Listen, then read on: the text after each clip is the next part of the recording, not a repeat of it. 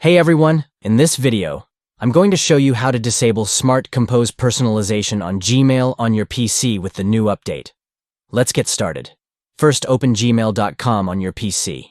Once you're on the Gmail website, look at the top bar and click on the gear icon. Next, click on See All Settings from the drop-down menu. This will take you to the Settings page. In the General section, look for the Smart Compose Personalization option. This feature is used to personalize Smart Compose suggestions based on your writing style. To disable Smart Compose personalization, simply click on the Off option. This will turn off the feature.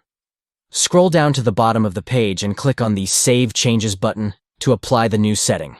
You will then be prompted to confirm the action. Click on Confirm to disable Smart Compose personalization. And that's it. You have successfully disabled Smart Compose personalization on Gmail on your PC.